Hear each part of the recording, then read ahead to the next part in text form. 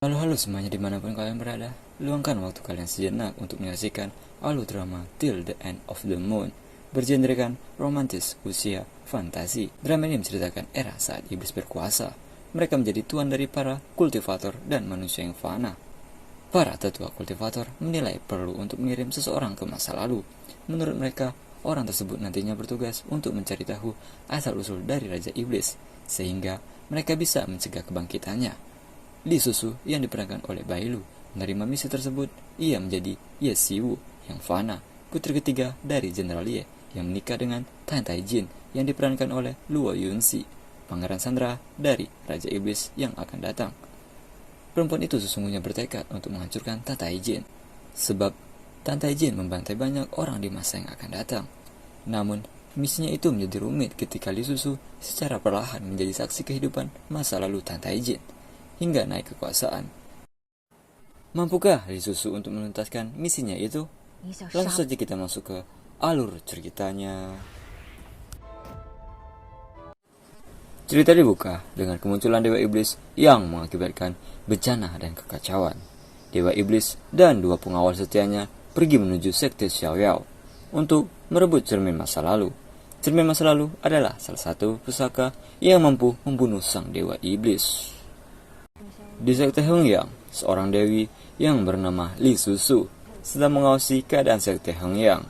Lalu, Kong Ye datang dan menyuruh untuk Li Susu beristirahat, karena sudah 2 hari ini ia terjaga. Karena kekacauan yang diakibatkan oleh sang Dewa Iblis, sekarang sekte yang tersisa hanya sekte Xiaoyao dan sekte Hengyang. Li Susu menanyakan pada Kong Ye berapa lama mereka akan bertahan dari serangan sang Dewa Iblis. Kembali ke Dewa Iblis, mereka sudah berhasil mengalahkan semua pengikut sekte Xiaoyao dan menemukan keberadaan cermin masa lalu. Namun masalahnya, cermin itu tidak bisa mereka buka dengan kekuatan energi iblis. Dewa Iblis memberikan tawaran pada Master Xiaoyao untuk membuka cermin masa lalu. Dewa Iblis berjanji akan mengampuni semua nyawa anggota sekte Xiaoyao. Tentu saja Master Xiaoyao tidak percaya dan ia tidak sudi untuk membantu sang Dewa Iblis. Dewa Iblis juga memberikan tawaran pada mereka untuk membantu membuka cermin masa lalu. Dan tentu saja, sama dengan Master Xiaoyao, ia juga tidak ingin membantu. Master Xiaoyao meminta pada Master Qi untuk segera pergi, karena ia datang ke sini hanya akan mengantarkan nyawa saja. Karena mereka berdua tidak bisa diajak bekerja sama, sang Dewa Iblis mengutus kedua pengikutnya untuk memberikan mereka pelajaran. Dewa Iblis tidak ingin bermain-main lagi. Ia pun mengeluarkan jurus panah asmaranya. Panah ini sekali melesat tidak akan pernah meleset, dan sudah pasti akan mati. Dewa Iblis mulai membidik dan bertanya siapa yang akan dipanah duluan. Tidak ada yang menjawab. Dewa Iblis langsung menargetkan keduanya. Saat akan membidik, tiba-tiba sebuah anak panah melesat dan menggores pipis sang Dewa Iblis. Itu adalah Li Susu. Karena serangan itu membuat Dewa Iblis lengah, kedua master berupaya untuk mundur. Namun, mereka dihalangi oleh pengikutnya Dewa Iblis. Akhirnya, Master Choyu berhasil merebut kembali cermin masa lalu dan memberikan cermin itu pada Li Susu. Mereka pun berpencar. Dewa Iblis mengejar Li Susu menggunakan kekuatan Susano Oh dan pedang pembelah langit. Dewa Iblis mulai menyerang Li Susu. Li Susu juga berbalik menyerang Dewa Iblis. Serangan Li Susu tidak ada efek apapun. Dewa Iblis ingin membunuh Li Susu. Tanpa disadari, cermin masa lalu mulai bereaksi. Li Susu dibawa ke alam bawah sadarnya dan diperlihatkan masa lalu dari sang Dewa Iblis. Ternyata dahulunya, sang Dewa Iblis ini hanyalah manusia biasa yang bernama Tan Taijin. Ia selalu dibully dan diperlakukan buruk karena ia adalah seorang janin iblis. Akhirnya, Li Susu mempunyai peluang untuk menghentikan sang Dewa Iblis. Susu datang ke sekte Hengyang. Li Susu memperlihatkan kehidupan masa lalu sang Dewa Iblis melalui cermin masa lalu. Li Susu meminta kepada ayahnya, yaitu Master Chu, untuk mengirimnya ke masa lalu. Saat ritual keberangkatan ke masa lalu, Dewa Iblis tiba-tiba muncul. Master Chu mencoba untuk menghambat Dewa Iblis. Li Susu berteriak untuk menghentikan ayahnya. Namun, Master Qi tetap saja akan melawan sang Dewa Iblis. Semua sudah dikalahkan oleh Dewa Iblis. Kebencian Li Susu pada Raja Iblis sangatlah besar. Time travel pun dimulai. Li Susu terbangun ia memandangi langit yang biru. Tiba-tiba datang seorang wanita. Li Susu menanyakan nama wanita itu. Wanita itu panik dan menyebutkan namanya Chun Tao. Wanita itu ternyata adalah pelayan dari sosok tubuh yang sekarang digunakan oleh Li Susu. Li Susu menanyakan apa yang terjadi. Pelayan itu memberitahu jika tadi mereka dikejar bandit, lalu tanpa sengaja terjatuh. Mendengar itu, Li Susu mengatakan pada pelayan itu jika ia lupa ingatan akibat terjatuh tadi. Ia pun menanyakan identitasnya kepada pelayan itu. Pelayan itu mengatakan jika ia bernama Ye Siwu. Nona kedua dan ayahnya adalah seorang jenderal. Saat sedang menjelaskan, para bandit itu tiba-tiba datang.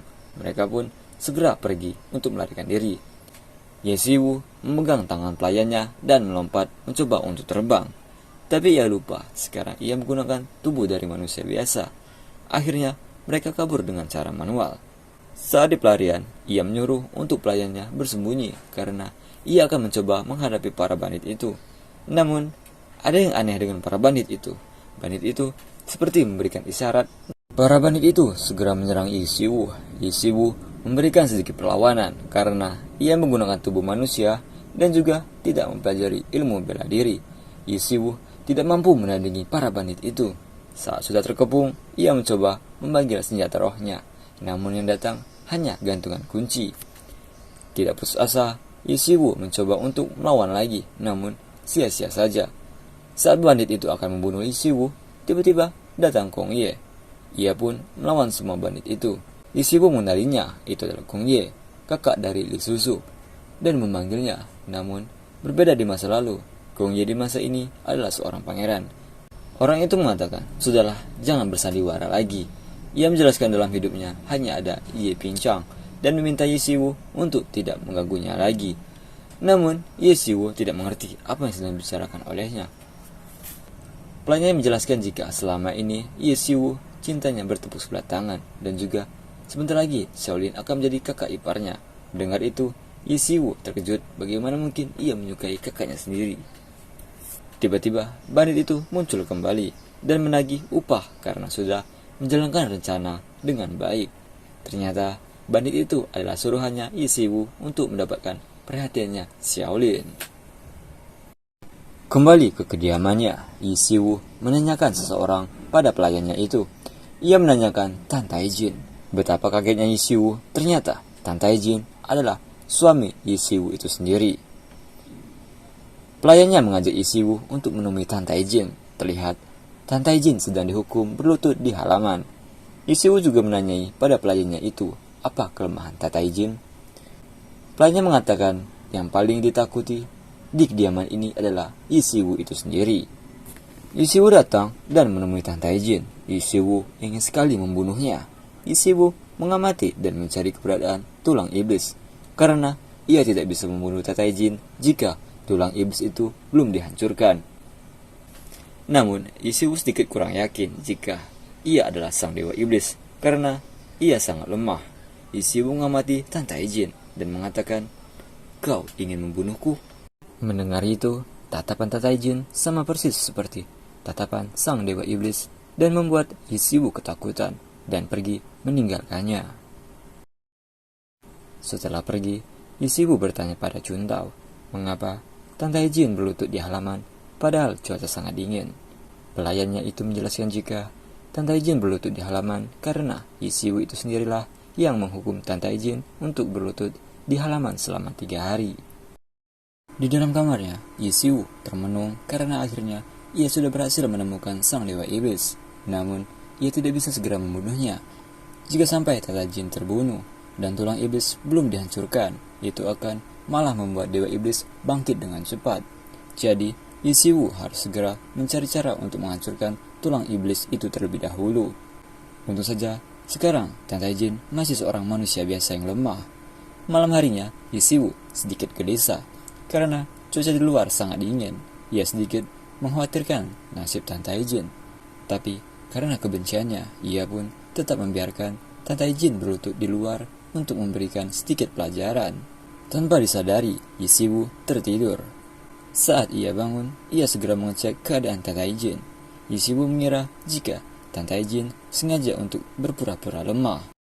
Hari kembali malam, Tante Jin didatangi oleh seekor gagak. Ternyata, Tante Jin bisa berbicara dengan hewan. Gagak itu pun menghasut emosi Tante Jin. Gagak itu mengatakan jika Yishiwu sangat jahat, ia sengaja membiarkanmu karena ia ingin membunuhmu. Kembali ke Yishiwu, ia mulai benar-benar khawatir dengan keadaan Tante Jin. Ia takut Tante Jin mati sebelum ia berhasil menghancurkan tulang iblis itu. Maka misinya akan menjadi sia-sia. Karena hal itu semakin membuat Yishiwu khawatir akan keadaannya. Ia pun diam-diam mendatangi Tante Jin. Tante Jin pun mengetahui itu. Tante Jin menyuruh Yishiwu untuk masuk karena cuaca di luar sangatlah dingin dan tak perlu untuk mengawasinya karena ia tidak akan pergi kemana-mana. Yishiwu langsung membantah dan berkata jika ia tidak datang untuk mengawasi, ia datang untuk mengecek apakah Tante Jin sudah mati atau belum. Setelah itu, Tante Jin terjatuh karena ia sudah tak kuat lagi. Yishiwu melihat Tante Jin, ia teringat akan kejadian di cermin masa lalu. Ini seperti kejadian di mana Tante Jin mati dan Dewa Iblis bangkit. Ia pun segera membawa Tante Jin untuk menghangatkannya. Dalam keadaan sekarat, Tante Jin bertemu dengan sosok dari kekuatan iblis dalam dirinya. Tante Jin sudah tak kuat lagi. Ia ingin segera menyerahkan tubuhnya, namun sosok kekuatan iblis itu mengatakan jika belum saatnya dan meminta pada Tante Jin untuk sedikit bersabar karena ia masih ingin mengumpulkan rasa kebencian dan rasa sakit. Jika hal itu sudah terpenuhi semua, sosok iblis itu akan datang dan akan menerima pengorbanan Tante Jin. Yishiwu terus memandangi Tante Jin untuk mengetahui di mana letak tulang iblis itu. Saat sedang menggeledah, Tante Jin terbangun. Tante Jin mengatakan, trik apa lagi yang kau mainkan? Yishiwu menjawab, trik apapun itu bukanlah urusanmu. Yishiwu meninggalkan Tante Jin. Setelah Tante Jin berpakaian, Tante Jin pun segera kembali ke halaman untuk melanjutkan hukumannya. Tentu saja Yishiwu melarangnya. Yishiwu menyuruh Tante Jin untuk tidur. Tante Jin hanya diam saja. Yishiwu bingung dan mengatakan pada Tante Jin, kenapa masih belum tidur? Tante Jin meminta untuk melakukan sesuatu yang seharusnya dilakukan sebelum ia tidur. Apakah kau tak ingat, kata Tante Jin? Pikiran Yishiwu tiba-tiba menjadi traveling. Yishiwu segera pergi mencari Chuntao. Chuntao pun menjelaskan rutinitas Yishiwu sebelum ia tidur, yaitu adalah mencambuk Tante Jin. Karena semenjak menikah dengan Tante Jin, Yishiwu sangat mudah emosi, jadi melampiaskan emosi itu pada Tante Jin. Sebenarnya, Yishiwu sedikit ragu untuk mencambuk Tante Jin. Namun, ia mengingat kembali jika nantinya Tante Jin akan menjadi iblis. Ia pun mencambuk Tante Jin. Setelah 3 cambukan yang dilayangkan Yishiwu, Yishiwu pun tersadar. Ia sadar jika Tante Jin belum menjadi dewa iblis. Ia hanya manusia biasa. Ia pun menghentikan cambukan dan menyuruh Tante Jin untuk tidur. Saat tertidur, tiba-tiba Yishiwu terbangun dan melihat keadaan Tante Jin. Ia pun menyadari jika suhu tubuh Tante Jin sangatlah panas dan meminta Chuntao untuk mengambilkan obat. Yishiwu merawat Tante Jin. Yishiwu sedikit kasihan dengan Tante Jin. Tante Jin pun tersadar. Tante Jin sedikit aneh dan berpikir jika Yishiwu bertemu roh jahat atau mungkin sedang kerasukan. Keesokan harinya, Yishiwu terbangun. Ia menanyakan Tante Jin pada Chuntao. Chuntao bilang jika Tante Jin pergi ke perpustakaan untuk menyalin kitab suci. Chuntao juga mengatakan jika ayah dan neneknya Yishiwu sedang menunggu Yishiwu di ruang makan. Untuk pertama kalinya, Yishiwu bertemu dengan ayah, nenek, serta kakaknya. Ternyata Yishiwu adalah cucu kesayangan neneknya itu. Yishiwu pun menyadari jika semua keluarga hadir, namun kenapa Tante Jin tidak ada? Ternyata Tante Jin ada di dapur. Tante Jin ingin makan, namun malah dibully oleh para pelayan. Tante Jin tidak diperbolehkan makan. Ia harus bekerja terlebih dahulu agar bisa makan. Kembali ke Yishiwu, Yishiwu menanyakan pada Chuntao mengapa Tante Jin tidak ikut makan bersama. Chuntao menjawab jika orang yang melarang Tante Jin ikut makan bersama adalah Yishiwu itu sendiri. Yishiwu berpikir demikian. Namun, jika sepanjang hari berjauhan, Yishiwu tidak bisa untuk mengawasinya. Yishiwu pun menanyakan keberadaan Tante Jin. Yishiwu datang ke dapur dan mendengar para pelayan sedang membuli Tante Jin. Ia pun segera memanggil para pelayan dan memarahi mereka. Tante Jin mengambil makanan sisa dari para pelayan, namun segera dihentikan Yishiwu. Tata Jin mengira jika Yishiwu melarang Tata Jin untuk makan. Tata Jin marah dan mengatakan jika ia hanya ingin makan. Yishiwu melempar makanan itu. Ia mengatakan, ini bukanlah makanan yang layak. Kau akan sakit jika memakannya.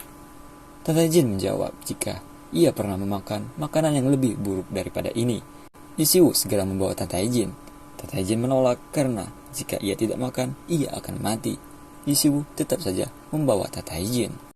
Ternyata Yishiwu memberikan makanan yang layak untuk Tata Jin, tapi Tata Jin tidak ingin memakannya karena ia takut masuk dalam perangkat Yishiwu lagi. Jadi Tata Jin menolak untuk memakannya. Tata Jin pun menceritakan hal yang buruk yang sudah dilakukan Yishiwu. Dulu Yishiwu pernah mencampurkan obat perangsang ke makanan untuk diberikan pada kakak perempuannya sendiri dan untuk pangeran kelima. Namun makanan itu malah termakan oleh Tata Jin dan juga Yishiwu. Dan pada akhirnya mereka melakukan itulah cerita asal mula pernikahan Yishiwu dan Tata Jin. Senjata makan tuan. Tata Jin mengatakan jika Yishiwu sangatlah bodoh. Yishiwu mengambil dan mencoba satu persatu makanan itu dan kemudian memberikan kembali makanan itu pada Tata Jin. Yishiwu juga mengatakan, mulai sekarang Tata Jin harus datang ke sini untuk makan 3 kali sehari dan jangan lagi makan makanan yang tak layak itu. Lalu ia pun pergi. Tata Jin yang sudah lama tidak merasakan makan makanan yang layak pun terharu. Lagi dan lagi ia pun dibuat heran dengan sikap Yishiwu. Keesokan harinya, Juntao memberitahu Yishiwu jika ada yang aneh dengan Tata Jin karena ia selalu berbicara dengan hewan. Namun Yishiwu tidak terlalu menanggapinya. Karena itu, Yishiwu berniat untuk mengajak Tata Jin mengobrol. Ia pun mengikuti Tata Jin. Tata Jin tahu jika beberapa hari ini Yishiwu selalu mengikutinya. Yishiwu menanyakan pada Tata Jin kenapa ia selalu diam saja saat ditindas. Yishiwu mempertanyakan apakah Tata Jin merasa emosi, marah, benci, lalu akan melakukan sesuatu, misalnya membunuhku, kata Yishiwu. Lagi dan lagi, mendengar itu, tatapan Tata Jin sangat mengerikan. Tata Jin tidak pernah berpikir untuk balas dendam. Untuk hidup saja, ia sudah melelahkan.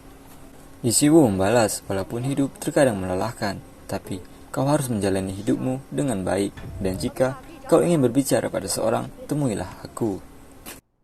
Yishiwu berpikir untuk memberikan mantel baru untuk Tata Jin. Namun semua mantel yang dibeli oleh Juntao ukurannya sangat besar. Jadi Yishiwu membuat sendiri mantel untuk Tata Jin. Tata Jin melihat sebuah mantel dan secari kertas bertuliskan, jangan sampai mati kedinginan. Tentu saja Tata Jin mengetahui mantel itu dari siapa. Tata Jin langsung mengenakan mantel itu dan pergi berjalan-jalan bertemu dengan kakaknya Yishiwu. Seperti biasa, Tata Jin dibuli lagi. Mantel itu pun langsung dirobek olehnya. Tata Jin sedikit kesal, namun ia tak bisa melawan. Untung saja ada Yishiwu dan langsung memarahi kakaknya itu. Ia pun meminta ganti rugi. Tiba-tiba, Juntao datang dan memberikan pesan jika Tata Jin disuruh menghadap kaisar. Yishiwu penasaran dan memaksa Tata Jin untuk membawanya pergi ke istana bersama. Di sana, ternyata kaisar menyuruh Tata Jin untuk pergi pulang ke negara asalnya. Namun, Tata Jin menolak karena ia adalah pangeran Sandra. Sejak kecil, ia sudah di negara Sheng dan tidak ada tempat baginya untuk pulang ke negara Qing. Sebenarnya, kaisar ingin memanfaatkan Tata Jin untuk menyerang negara Qing dari dalam. Karena Tata Jin menolak pulang, rencananya pun gagal, dan malah kaisar yang menjadi paranoid dengan kehadiran Tata Jin. Takutnya akan menjadi duri dalam daging bagi negara Sheng. Beralih ke Yishiwu, Yishiwu tidak bisa masuk ke dalam istana. Ia pun berkeliling istana dan menemukan seorang wanita.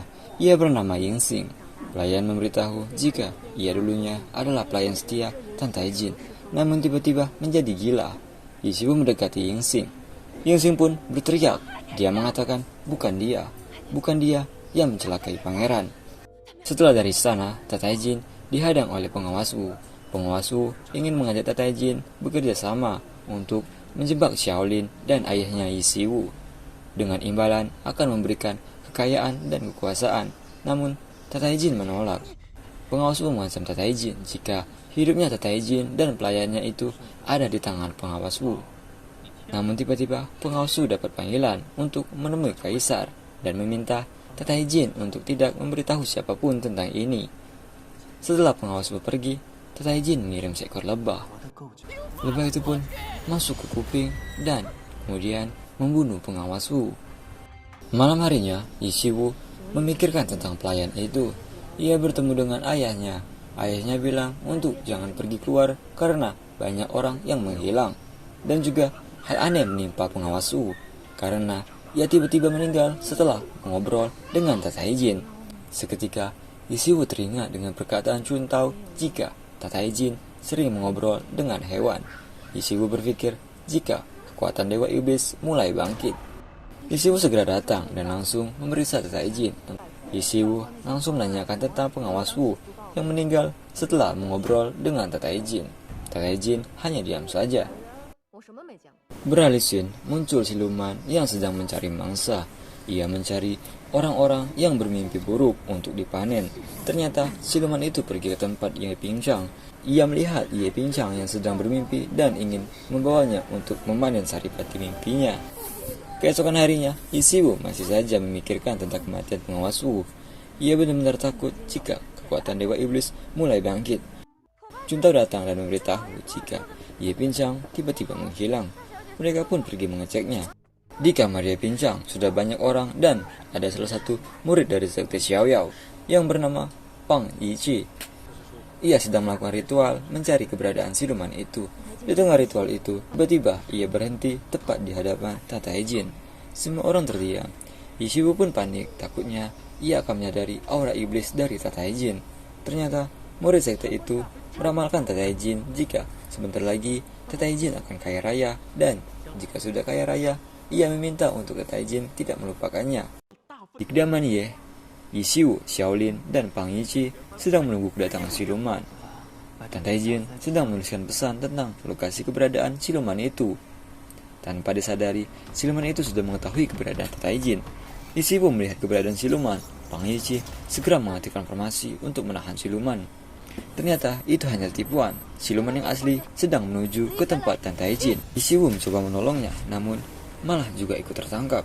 Xiaolin dan Pang Yiqi mengecek kamar Tatai Jin, menemukan kertas pesan letak tempat sarangnya siluman itu. Yishi Wu terbangun. Ia melihat di sekelilingnya. Ia menyadari jika ia sedang berada di sarang siluman. Yishi Wu melihat Tatai Jin dan meminta Tatai Jin untuk melepaskan ikatan yang ada pada dirinya. Setelah terlepas, Yishi Wu menyadari jika siluman ini menyedot mimpi buruk untuk dipanen dan dijadikan sebagai kekuatan. Mereka pun mencari keberadaan Ye Pingchang. Saat mencari Ye Pingchang, Yishi Wu menemukan Yingxing. Tatai Jin heran dari mana ia mengenal Yingxing. Tatai Jin menyadari jika selama ini Yishi Wu sedang menyelidikinya. Yishi Wu hanya diam dan mencoba menyelamatkan Yingxing. Saat Yishi Wu mencoba melepaskan ikatan, gas beracun muncul dan membuat mereka tak sadarkan diri. Yishi Wu masuk ke alam mimpinya Yingxing. Ia melihat ayah dan ibunya Tatai Jin. Ibunya Tatai Jin adalah perempuan dari suku Yiyue dan ayahnya adalah kaisar dari negara Qing. Mereka hidup bahagia. Namun, kebahagiaan itu hilang saat kelahiran Tatai Jin. Ibunya Tatai Jin meninggal saat melahirkannya. Ayahnya pun sangat marah dan kesal karena kelahiran Tatai Jin yang membuatnya sial. Ia tak ingin mengurus Tatai Jin. Kedua pelayannya yaitu Lan An dan Yingxing memohon pada kaisar untuk merawat Tatai Jin. Yishi Wu terus mengikuti alur mimpi Yingxing. Ia mencoba mengeluarkan kertas jimat untuk menghancurkan sihir, namun ia tak bisa. Satu-satunya cara adalah dengan mengikuti alur mimpinya Yingxing. Ternyata, sedari kecil yang mengurus Tatai Jin adalah Lan An dan Yingxing. Mereka mengurus pangeran tanpa dibantu oleh kaisar dengan menggunakan dana pribadi mereka sendiri. Saat Tatai Jin tumbuh, ia selalu dibuli dengan anak-anak lainnya. Di suatu hari, Lan An berkompromi pada Yingxing karena Lan An akan mencari bantuan ke suku Yiyue dan meminta Yingxing merawat Tatai Jin. Lan An berjanji akan kembali dan membawa mereka keluar dari istana. Namun, bukannya kabar baik, malah kabar buruk yang datang. Karena negara Qing kalah dalam peperangan. Sebagai jaminan, Tatai Jin akan menjadi pangeran Sandera dan tinggal di negara Sheng. Yingxing merasa ditipu oleh Lan An. Ia beranggapan Lan An menipunya dan pergi kabur sendirian. Di negara Sheng, Yinxing sangat menderita, begitu juga dengan Tata Ijin. Tata Ijin selalu ditindas. Ketika dewasa, bulian terus saja diterima oleh Tata Ijin. Suatu hari, Yinxing diberikan penawaran untuk pergi meninggalkan negara Sheng. Namun, syaratnya ia harus membunuh Tata Ijin. Dan ternyata, Yinxing menerima tawaran itu. Mimpi Yinxing pun berakhir dan Yi Siwu terbangun. Ia melihat Tata Ijin yang sudah memekarkan sebuah bunga mimpi. Beralih ke mimpinya Tata Ijin, ternyata Tata Ijin bermimpi menjadi seorang pangeran yang sempurna. Ayah, ibu, gelar, kekuasaan, semua ia miliki. Ia pun juga menikah dengan Yi Siwu. Mimpi yang menyenangkan itu pun tak berlangsung lama. Kematian ibunya adalah awal takdir buruk menimpanya. Semua orang menjauhinya, semua orang meninggalkannya. Wujud Xiaolin datang memberikan sebuah belati dan menghasut Tata Ijin untuk bunuh diri. Singkat kata singkat cerita, Tata Ijin terhasut dan ingin menyayat lehernya sendiri. Untung saja ditahan oleh Yi Siwu. Yi Siwu menahan sekuat tenaga. Tetesan darah itu pun membuat mereka keluar dari zona mimpi. Siluman itu melihat Tata Ijin yang sadar. Ia segera ingin melahap Tata Ijin. Seperti biasa, jika Tata Ijin sekarat, ia akan bertemu dengan sosok iblis dalam tubuhnya. Iblis itu mengatakan untuk mencicipi siluman itu. Tata Ijin bingung. Iblis itu memberitahu pada Tata Ijin jika darahnya Tata Ijin mampu mengkonter kekuatan siluman lain dan bisa menyerap mereka menjadi kekuatan. Siluman itu pun seketika tersedot masuk ke dalam tubuhnya Tata Ijin. Tepat pada waktunya, siluman sudah hilang. Xiaolin dan Peng Yiqi datang menyelamatkan mereka semua. Yi Siwu terbangun dan ia segera mencari Tata Ijin. Chun Tao bilang jika Tata Ijin baik-baik saja. Sekarang Yi Siwu benar-benar sadar. Setelah melihat mimpi yang dialami Yinxing dan Tata Ijin, Yi Siwu merasakan penderitaan yang dialami Tata Ijin. Ia akan memberikan perhatian dan kasih sayang untuk Tata Ijin, agar kemungkinan untuk Tata Ijin berubah menjadi iblis sedikit menipis. Yi Siwu segera mencari Tata Ijin. Tata Ijin yang sudah merasa gembira karena ia mendapatkan kekuatan baru. Namun ternyata dengan kekuatan yang ia dapat, ia ingin sekali mencoba kekuatan barunya untuk mencelakai Yi Siwu. Sampai-sampai ia berhayal. Yi Siwu yang datang sedikit aneh melihat Tata Ijin. Tata Ijin ingin mengetes kekuatan barunya. Namun, ia terhenti saat melihat tangannya Yi Siwu yang diperban. Ia mengingat jika yang menolongnya dalam mimpi itu adalah Yi Siwu. Ternyata, mimpi itu benar-benar nyata. Jika Yi Siwu tidak menolong, mungkin saja Tata Ijin sudah mati. Tata Ijin bertanya pada Yi Siwu, "Kau yang menahan belati dalam mimpiku?" Yi Siwu dengan tegas menjawab, "Kalau bukan aku, siapa lagi?" Tata Ijin terdiam. Yi Siwu yang sudah bertekad untuk merubah Tata Ijin dan menyentuh hatinya, mengajaknya untuk mengunjungi kakaknya yaitu Ye Pincang. Saat di depan kamar Ye Pincang, mereka bertemu dengan Xiaolin. Xiaolin ingin mengobrol berdua dengan Yi Siwu. Tata Ijin pergi dan menyuruh gagaknya untuk mengawasi. Xiaolin membahas Yi Siwu, namun Yi Siwu mengatakan ia tak akan mengganggu Xiaolin lagi dan mengurus masalah mereka masing-masing. Tata Ijin mendengar percakapan mereka. Xiaolin juga memperingatkan Yi Siwu tentang Tata Ijin. Yi Siwu ingin berkata jujur, namun ia tak bisa. Ia menjelaskan, sebenarnya dia sangat membenci Tata Ijin dan berharap Tata Ijin tidak ada. Namun, ia juga tak bisa membiarkan Tata Ijin mati. Perkataan itu pun didengar oleh Tata Ijin. Tata Ijin sangat marah. Tata Ijin merasa Yi Siwu sama saja seperti mereka yang mempermainkan dan selalu mengkhianatinya. Padahal, ia sudah berharap akan ada orang yang memperlakukannya dengan baik. Tata Ijin mode sad boy. Sampai di sini dulu alur drama Till the End of the Moon part pertama. Sampai berjumpa lagi di part selanjutnya. Klik subscribe dan like serta share jika kalian menyukai video ini. Dan sampai berjumpa lagi di part selanjutnya.